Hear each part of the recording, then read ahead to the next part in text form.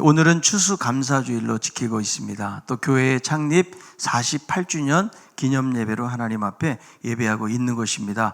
우리가 돌아보면 그동안 베푸셨던 은혜가 너무나 큽니다. 우리가 걸어왔던 모든 여정들이 하나님의 은혜임을 고백하지 않을 수가 없습니다. 신실하신 하나님은 우리를 사랑하시고 지금까지 이끌어 오셨습니다. 우리가 추수감사주의를 맞이해서 여기까지 인도하신 하나님의 은혜를 기억하고 다시 한번 깊은 감사와 찬양과 영광을 돌리는 우리 모든 성도들이 다 될 수 있기를 바랍니다.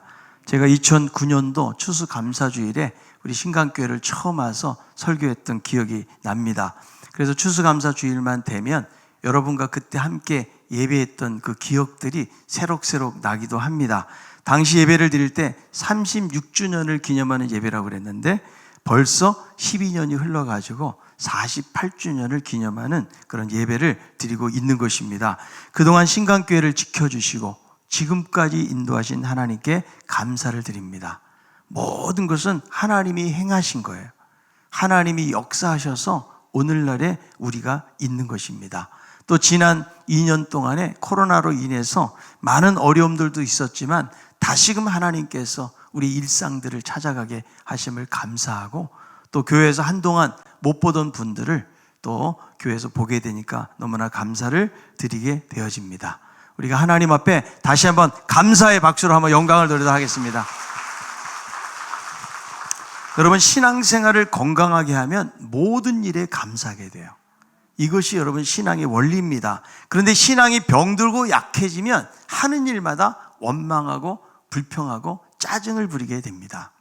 그래서 이 감사라는 것은 우리의 신앙도를 측정하는 바로미터가 된다고 말할 수가 있습니다.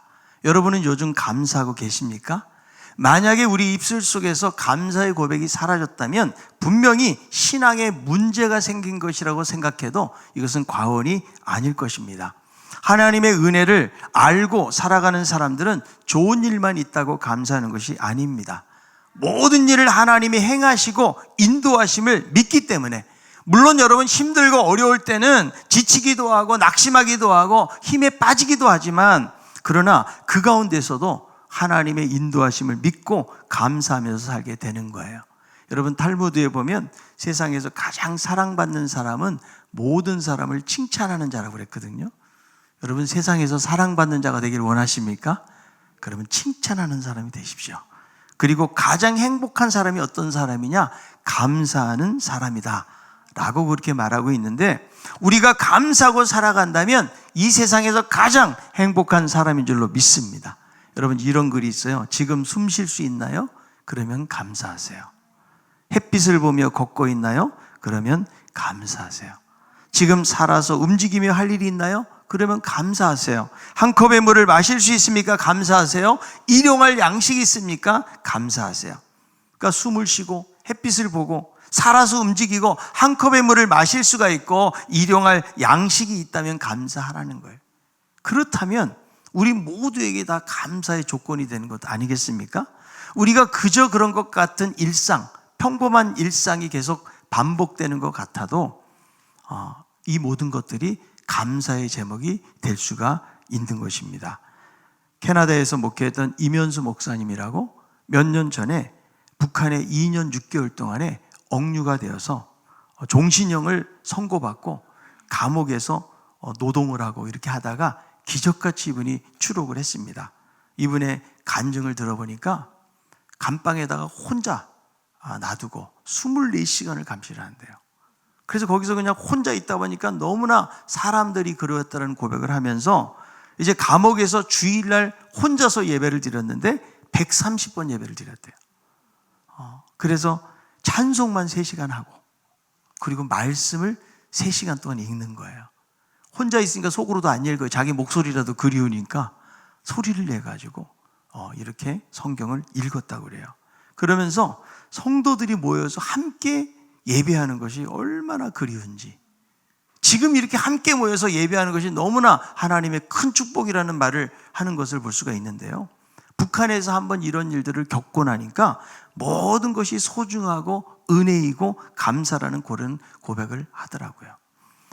여러분, 우리들도 살다 보면 너무 당연하고 아무것도 아닌 것 같아도 다 감사할 수밖에 없는 것입니다. 여러분, 이스라엘 백성들에게도 잊지 말아야 될 것이 무엇일까요? 하나님의 은혜인 거예요. 그런데 이 은혜라는 것을 자꾸 잊혀질 수 있게 되어지고 생각하지 못하고 망각하게 되니까 하나님이 은혜를 깨우치도록 하기 위해서 이 절기라는 것을 만들어 놓으신 거죠. 하나님은 반드시 그날을 기억하고 지키라고 말씀하세요. 그래서 자신과의 관계를 지속하고 하나님의 은혜에 감사하고 응답하는 다양한 형태의 절기를 지키게 하신 것입니다. 각 민족마다 농경 문화 속에서 추수를 마치고 여러 형태의 축제를 다양하게 지켜왔는데, 이 감사절의 유래를 보면 이스라엘 유대인들의 3대 절기를 통해서 우리가 알 수가 있습니다. 3대 절기, 유월절, 맥추절, 초막절. 그래서 유월절은 출애굽의 구원 역사를 기념하는 절기고요. 6월절로부터 50일이 되면 밀추수를 마무리하고 오순절, 맥추절을 지키게 되는 거예요. 그리고 초막절은 농사가 끝나는 때에 마지막 곡식을 거둬들이고 타작하고 각종 열매들, 여기에 이렇게 아름답게 장식이 되어 있는데, 이런 열매들을 잘 수확을 하면서 절기를 지키기 때문에 이 초막절은 한 해의 가장 마지막 절기라고 말할 수가 있어요. 그리고 이 유대인의 3대 절기 중에서 추수감사절하고 가장 비슷한 성격을 띠고 있는 것이 바로 초막절이에요. 여러분, 우리나라로 말하자면 추석과 같은 명절이 바로 초막절이라는 거죠. 그래서 저는 이 추수감사절을 맞이하면서 성경에 나타난 이 초막절 말씀을 통해서 함께 은혜를 나누기를 원합니다. 첫째, 초막절에는 광야 생활을 기억을 하라는 것입니다. 이 절기를 초막절이라고 부르는 이유는 뭐냐면, 이스라엘 백성들이 출애굽을 하고 광야에서 40년 동안 천막 생활을 하게 되어집니다. 말씀에 보면 7월 15일이 초막절이고 일주일을 지키라고 말씀하고 있습니다. 레위기 23장 34절, 이스라엘 다손에게 말하여 이르라, 7째 달 15째 날은 초막절이니 여호와를 위하여 이레 동안 지킬 것이라. 그래서 이 초막절에는 일주일 동안의 천막에 거주하면서 광야 생활 속에서 함께 하셨고, 가나안으로 인도하셔서 열매와 곡식들을 수확하게 하신 그 하나님 앞에 감사하면서 예배를 드리는 거예요. 자, 레위기 23장 42, 43절이에요. 너희는 이레 동안 초막에 거주하되 이스라엘에서 난 자는 다 초막에 거주할지니 이는 내가 이스라엘 자손을 애굽 땅에서 인도하려 내던 때에 초막에 거주하게 한 줄을 너희 대대로 알게 함이니라. 나는 너희의 하나님 여호와이니라. 그래서 하나님은 이스라엘 백성들에게 며칠 동안, 일주일 동안의 초막에 거주하라. 누가 거주해야 되는가? 이스라엘에서 난 자들은 다 거주하라고 말하고 있죠. 그래서 초막절이 되면 이스라엘 백성들은 모든 가정들이 자기 집 옆에 이 천막과 같은 임시초소를 만들어 가지고 온 가족이 거기서 일주일을 지내게 되는 거죠. 그래서 일주일 동안 천막 생활을 하는 거예요.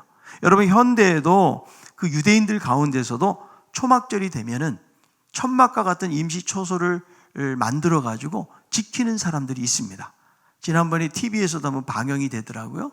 그래서 그 천막 안에 여러 가지로 장식을 해놓고 가족들이 거기서 예배를 드리면서 또 초막절을 지키는 그런 모습을 본 적이 있는데요. 여러분, 유대인들의 자녀 교육이 강력한 이유가 무엇일까요?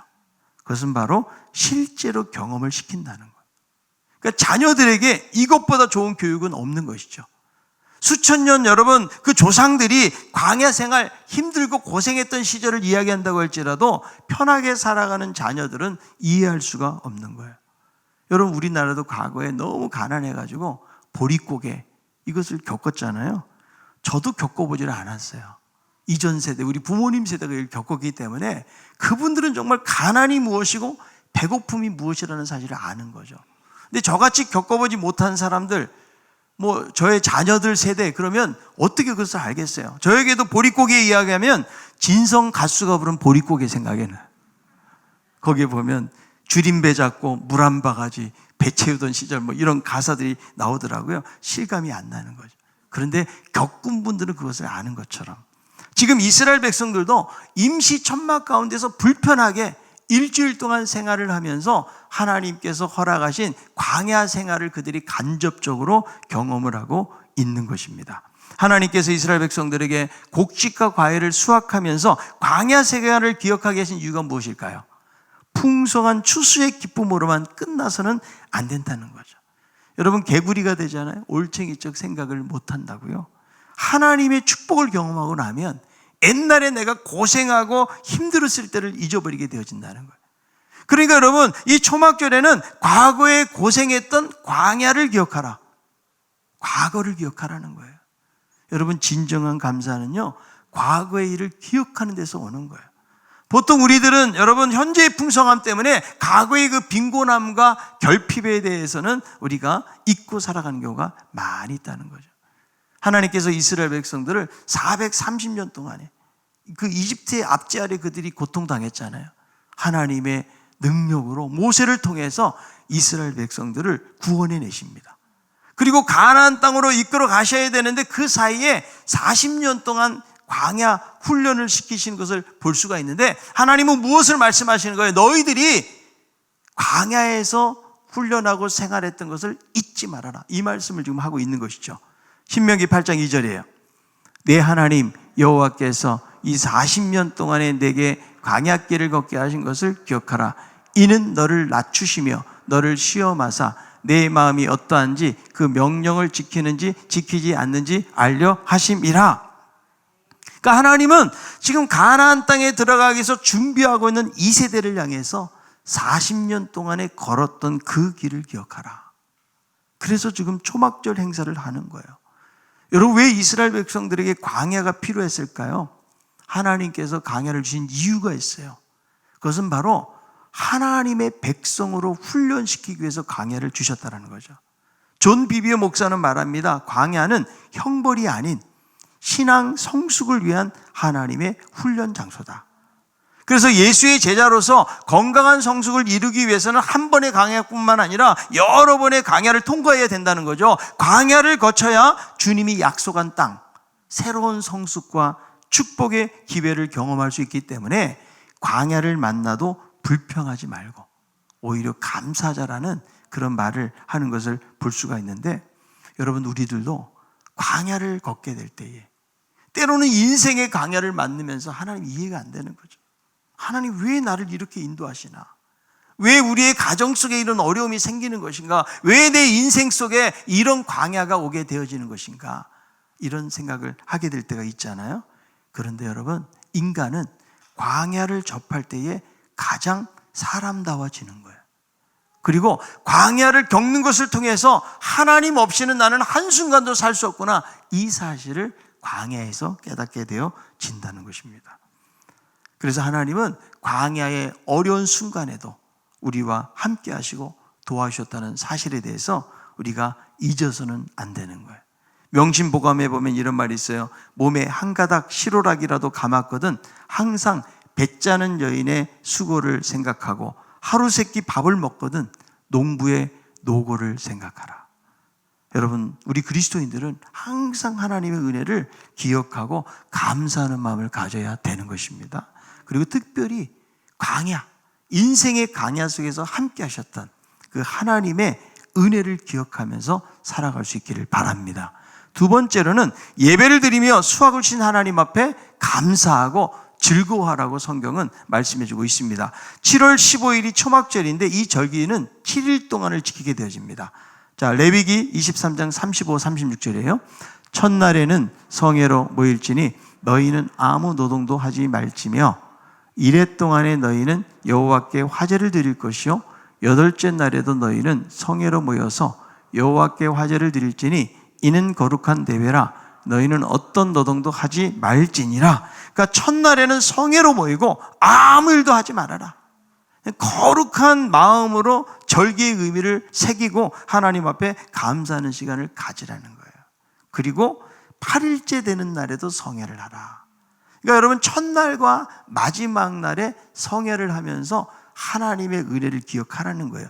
왜 하나님이 여러분 노동을 못하게 하셨을까요? 일을 하게 되어지면 하나님을 온전히 예배할 수가 없기 때문에 그래요. 우리들도 여러분 살다 보면 바쁘고 분주함에 빠져가지고 하나님이 나의 삶 속에서 행하셨던 그런 일들을 우리가 기억할 수가 없는 것이죠. 여러분, 하나님의 은혜를 기억하려면 우리가 하던 일을 멈추어야 돼요. 그럴 때 생각할 수가 있는 거예요. 여러분, 하나님께서 왜 안식일을 주셨을까요? 한 주 동안은 살지만 그날 예배를 드리면서 하나님이 나와 함께 하시고 이 모든 일을 행하셨다는 사실에 대해서 기억하도록 하기 위해서 안식일을 주신 거예요. 여러분, 우리에게 주일이 너무 중요해요. 여러분, 주일을 빠지면 하나님의 은혜를 기억할 수가 없어요. 우리는 다 바쁘고 분주하게 살다 보니까 정작 나의 인생의 걸음을 멈춰서서 하나님의 은혜를 돌아볼 시간들을 우리는 갖지 못할 때가 너무나 많이 있다는 거예요. 우리가 예배를 드릴 때에 단순히 그냥 이 시간을 때우는 시간이 아니고, 한 주 동안도 하나님이 나에게 이렇게 생명을 주시고 호흡을 주시고 지금까지 인도하셨구나. 수많은 삶의 위기와 어려움 속에서 나를 인도하셨구나. 여러분, 이런 마음을 가득 담아서 하나님 앞에 예배를 드려야 되는 것입니다. 그러니까 이 초막절에도 곡식을 추수하고 포도나 올리브 등 여름 과실의 수확과 저장을 하면서 풍성한 수확을 주신 하나님 앞에 어떤 기도? 감사의 기도를 하나님 앞에 올리고 있는 거예요. 그러니까 여러분, 이스라엘 백성들은 초막절을 통해서 광야의 생활 속에서도 함께 하시고 보호하셨을 뿐만 아니라 한 해의 모든 과실, 곡식, 이런 결실의 열매들은 하나님이 주셨다. 이것이 하나님의 은혜다. 이것을 깨닫도록 하기 위해서 하나님께서 이 절기를 주셨다는 거죠. 여러분, 내가 인생을 살면서 열심히 수고하고 노력하는 것 같아도 하나님이 수고한 대로 먹는 복을 주셔야 돼요. 여러분, 이 모든 게 하나님의 은혜예요. 아멘? 여러분, 그것을 깨닫는 사람이 건강한 신앙이에요. 그래서 여러분, 우리의 환경이 때로는 열악하고 좋지 못하다 할지라도 우리가 그것 때문에 여러분 감사를 잃어버리게 되잖아요. 그 예수 믿는 사람이 모든 것을 다 잃어버린 거예요. 우리는 추수감사주의를 맞이하면서 올 한 해도 우리가 코로나로 인해서 교회도 힘들었고 여러분의 개인적인 삶 속에서도 힘든 시간들이 많이 있었거든요. 그러나 한 해를 돌아보면서 하나님 앞에 더 감사할 수 있는 우리 성도들 되기를 바랍니다. 지금까지 지내온 거 주의 크신 은혜라. 우리의 삶 속에 부족함도 연약함도 있었지만 때마다 일마다 힘주시고 은혜를 주셔서 우리가 지금까지 온 거예요. 그래서 우리는 어떤 상황 속에서도 감사를 해야 돼요. 여러분, 성경에 보면 감사라는 말씀이 많이 나오잖아요. 이 감사는 우리가 신앙적으로도 감사를 많이 하면 건강할 뿐만 아니라 육체에도 좋은 영향을 미치는 거예요. 여러분, 요즘 건강에 대해서 얼마나 우리가 신경을 쓰고 살아요. 건강 보조식품 먹는데 돈 수십만 원 들어가도 아깝지 않겠어요? 우리 몸을 위해서.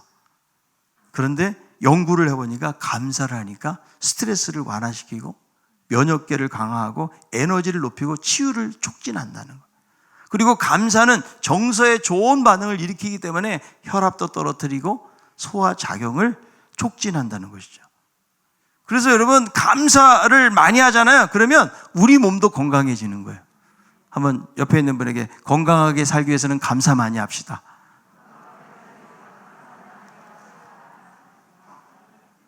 여러분, 아무리 환경이 힘들고 어려워도 저는 우리 신강교회 성도들이 막 감사가 좀 넘쳤으면 좋겠어요. 인색하고 누군가를 탓하고 원망하는 것이 아니고 하나님이 주신 은혜에 어쩌면 우리가 큰 어떤 하나님께서 세상을 살아가면서 나에게 그런 엄청난 일을 주시지 않는다고 할지라도 소소한 일상 속에서도 하나님 너무 감사합니다. 여러분, 이런 긍정의 고백을 많이 하고 살잖아요. 하나님 우리 영혼을 건강하게 하시고 우리 육체까지도 건강하게 하실 줄로 믿습니다. 세브란스 병원에 입원했던 어느 감리교 교회 한 사모님의 간증이에요. 이분이 위암 판정을 받고 수술을 하려고 의사가 개복을 했는데 너무 암이 커가지고 제대로 손도 쓰지 못하고 그냥 덮었다는 거예요.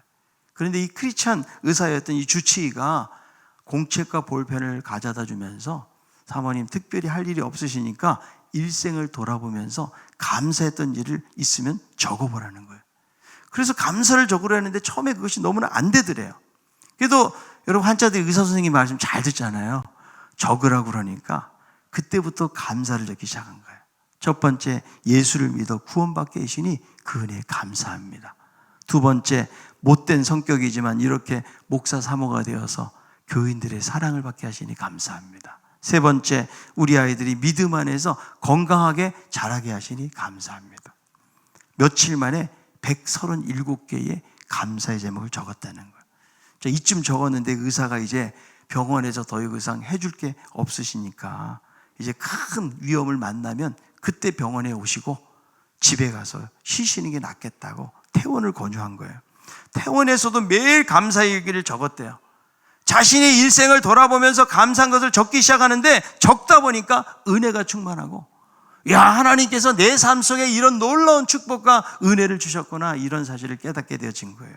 그래서 사모님이 가만히 있을 수가 없어가지고 막 아픈 몸을 이끌고 다니면서 교인들을 신방하고 안 믿는 사람 전도하고 기도하고 이런 일을 반복했대요. 교인들이 여러분 얼마나 걱정이 되겠어요? 사모님이 곧 돌아가신다는데 어쩌려고 저러나 다 걱정했다는 거예요. 그런데 어느 날 사모님의 얼굴 색깔이 점점 좋아지기 시작했다는 거예요.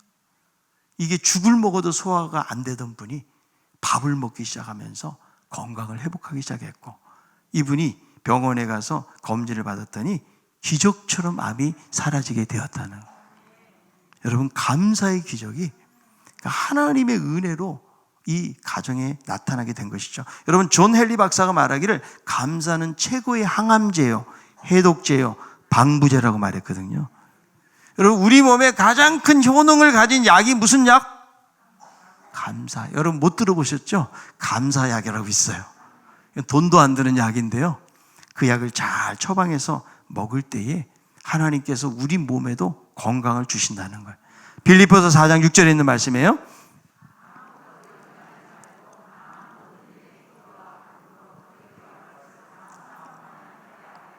네, 그래서 염려하지 말고, 이 세상은 여러분 염려할 것이 한두 가지가 아니라는 거예요. 그 염려거리를 감사로 바꿔가지고 하나님 앞에 감사하는 삶을 살면 모든 지각에 뛰어난 하나님의 평강이 우리의 마음과 생각을 지키신다고 성경은 말씀하고 있는 거예요. 여러분, 감사는 신앙의 건강함을 표현해 주는 거예요. 하나님의 은혜를 입고 살아가는 사람들에게 가장 필요하고 중요한 고백이 있다면 그것은 바로 감사라는 거죠. 여러분, 이스라엘 백성들이 하나님께 가까이 할 때는 예배를 드리고 감사했어요. 그들이 죄를 짓고 하나님을 떠나면 예배를 소홀히 하게 되어지고 그들 가운데 감사가 사라졌던 것을 볼 수가 있는 거예요. 그래서 하나님은 끊임없이 이스라엘 백성들의 수많은 절기를 주셔가지고 그때그때마다 하나님께 감사하는 삶을 살도록 하셨던 것입니다.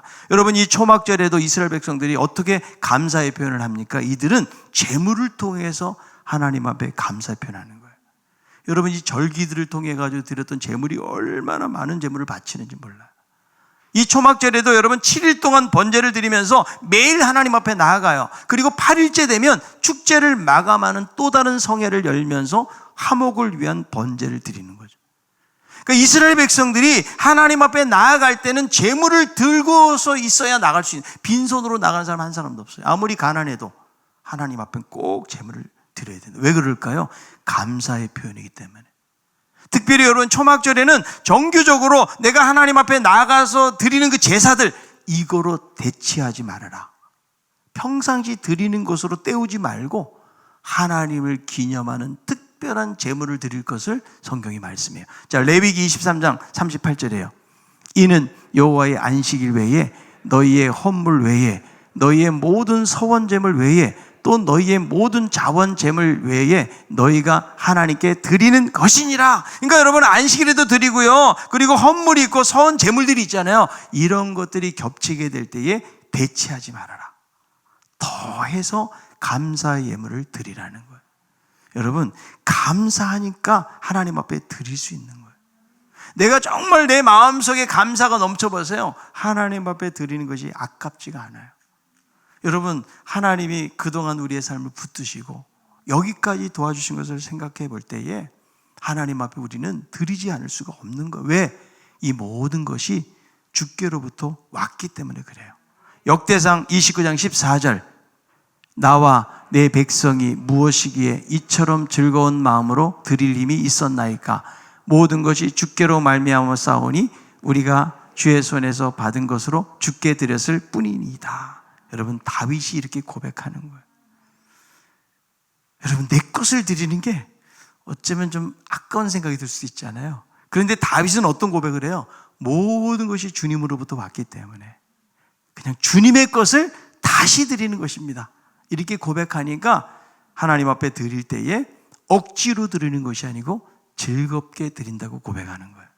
여러분, 고린도후서 9장 7절, 각각 그 마음에 정한 대로 할 것이요 인색함으로나 억지로 하지 말지니 하나님은 즐겨내는 자를 사랑하시느니라. 그래서 여러분, 하나님 앞에 드리는 것은요, 하나님의 사랑에 대한 작은 응답이에요. 그래서 저는 우리 신강교회 성도들이 아무리 삶이 힘들고 어려워도 여러분의 신앙이 건강하잖아요. 그러면 날마다 감사의 제물이 넘치는 거예요. 저는 재정부에서 헌금을 정리하면 감사 헌금 봉투를 저한테 가져와요. 그럼 그 감사의 제목들을 보면서, 야, 이분이 이렇게 어려운 중에서도 이렇게 감사하고 있구나. 그래서 저도 더 하나님께 감사를 드리게 되거든요. 그러니까 하나님이 얼마나 많고 적음의 문제가 아닌 거예요. 여러분, 내가 돈이 많다고 해서 하나님께 헌금 잘하는 것이 아닙니다. 가난하고 힘들고 어렵게 살아도 이 모든 것이 하나님으로부터 왔음을 알고 고백하는 사람은 하나님 앞에 드릴 수가 있는 것이죠. 여러분, 성경을 보면 자주 언급되는 익숙한 단어들이 있잖아요. 우리 생각에 믿음, 소망, 사랑, 이 말씀이 제일 많이 나올 것 같죠? 드린다라는 단어가 절대적으로 많아요. 믿음이 246번, 소망이 185번, 긍휼이 500여 번, 사랑이 733번이에요. 드린다라는 게 몇 번 나오는가? 2285번이 나와요. 그러니까 신앙의 아주 중요한 가치를 설명해 주는 용어들이 많이 나올 것 같지만 사실은 드린다는 거, 무엇을 말하는 거예요?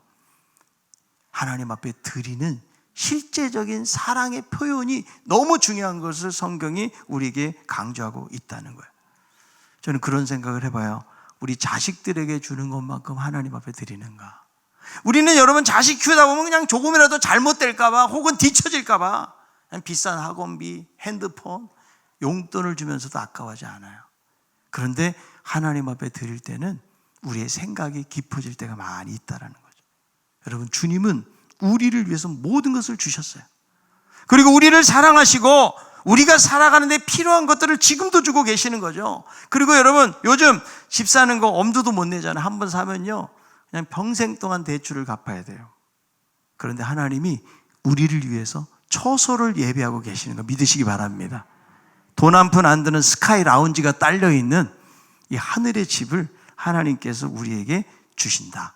베드로전서 1장 4절, 썩지 않고 더럽지 않고 새하지 아니하는 유업을 있게 하시나니 그건 너희를 위하여 하늘에 간직하신 것이라. 그래서 여러분, 하나님이 우리에게 받으시는 것 같지만 사실은 하나님이 우리에게 날마다 베풀어 주시고 복을 주시고 함께 하시는 거예요. 신명기 16장 15절, 내 하나님 여호와께서 택하신 곳에서 너는 이레 동안 내 하나님 여호와 앞에서 절기를 지키고 내 하나님 여호와께서 내 모든 소출과 내 손으로 행한 모든 일에 복 주실 것이니 너는 온전히 즐거워할지니라. 여러분, 이 말씀을 보세요. 하나님께 절기를 지키고 감사하면 내 모든 소출, 내 손으로 행한 모든 일에 복을 주시겠다. 여러분, 하나님이 복을 주셔야 돼요. 내가 아무리 새벽부터 일어나서 여러분 돈을 번다고 해서 여러분 돈이 벌려지는 게 아니에요.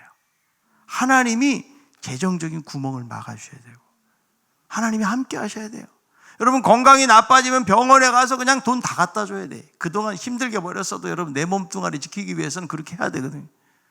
여러분, 모든 것이 하나님의 손에 달려있기 때문에 우리는 하나님 앞에서 하나님, 내가 하는 이 일에 이 모든 소출에 하나님이 복 주시옵소서. 내가 직장생활하고 사업을 하고 여러 가지 많은 일들을 하지만 우리가 손으로 수고한 대로 먹는 복을 주시고 하나님이 도와주실 때에 우리의 삶이 있다는 사실을 우리 모두가 기억할 수 있기를 바랍니다. 하나님이 이것을 약속하기 때문에 온전히 즐거워하라. 그러니까 여러분, 초막절은 뭐 하는 날이에요? 즐거워하는 날이에요. 기뻐하고 감사하는 날이에요. 하나님이 복 주실 것을 바라면서 기뻐하는 날이에요. 그런데 여러분, 초막절 일주일을 지키는데 야, 내가 돈도 못 벌고 이 천막에 있어야 되나?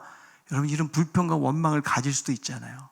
하나님이 나머지는 내가 알아서 책임질 테니까 너희들은 하나님이 복 주실 것을 바라면서 즐거워하고 기뻐하라. 이렇게 성경은 말씀해주고 있는 거예요. 그래서 온 공동체가 이 절기 때는 함께 즐거워하는 것입니다. 자, 신명기 16장 11절. 너와 내 자녀와 노비와 내 성중에 있는 레위인과 및 너희 중에 있는 객과 고아와 가부가 함께 내 하나님 여호와께서 자기 이름을 두시려고 택하신 곳에서 내 하나님 여호와 앞에 즐거워할지니라. 자녀, 노비, 성중에 있는 레위인들, 고아, 과부, 객들 다 모여가지고 함께 즐거워하라. 여러분, 이 즐거워한다는 말은 그냥 웃고만 있으라는 말이 아니에요. 나의 즐거움과 이 감사의 마음을 이웃들에게, 형제들에게 나누는 삶을 살라는 거예요. 그러니까 여러분, 추수감사주일이 하는 일이 뭐예요? 그리스도의 놀라운 사랑을 나누는 거예요. 연약한 이웃들, 가난한 이웃들, 그리고 정말 격려와 위로가 필요한 사람들, 여러분 시간을 미루지 말고 오늘 추수감사주일을 통해서 내가 격려할 사람, 내가 위로할 사람, 나의 미소를 보여주어야 될 사람, 내가 축복할 사람, 여러분 시간을 놓치지 말고 오늘 하나님 앞에 감사하면서 이웃들과 함께 즐거워할 수 있는 우리 모두가 다 될 수 있기를 바랍니다. 추수감사절은 멀어진 관계가 회복이 되는 거예요. 사랑과 위로와 격려의 말을 통해 가지고 사랑에 주려 있는 사람들에게 따뜻한 그리스도의 사랑이 전달되는 날, 그래서 온 공동체가 기뻐하는 날입니다. 그러므로 우리 신강의 우리 모든 성도들도 추수감사주일을 맞이해서 우리의 관심 밖에 벗어나 있는 이웃들은 없는가? 나와 함께하는 성도들, 내가 더 격려해주고 내가 함께 섬겨주고 축복해줘야 될 사람들은 없는가? 여러분 시간을 미루지 말고 오늘을 통해서 다가가서 그리스도의 사랑을 전달할 수 있는 우리 모든 성도들이 다 될 수 있기를 바랍니다. 그리고 초막절은 약속된 하늘나라를 바라보게 하는 절기예요. 우리의 장막집이 무너지면 하나님께서 우리를 위해서 영원한 집을 예비하신다고 말씀하고 있기 때문에 지금은 우리가 광야의 길을 걸어간다고 할지라도 우리를 위해서 처소를 예비하시고 영원한 집을 주신다는 이 하나님의 말씀을 기억하면서 소망 가운데 하루하루 살아갈 수 있는 우리 모든 성도들 되기를 바랍니다. 추수감사주일을 통해서 고생케 했던 광야의 길들 다시 한번 하나님의 은혜를 기억하고 우리에게 풍성한 수확과 열매를 주시는 하나님 앞에 감사하고 또 이웃들과 형제들과 함께 그리스도의 아름다운 사랑을 나눌 수 있는 그런 귀한 우리들 모두가 다 될 수 있기를 바랍니다.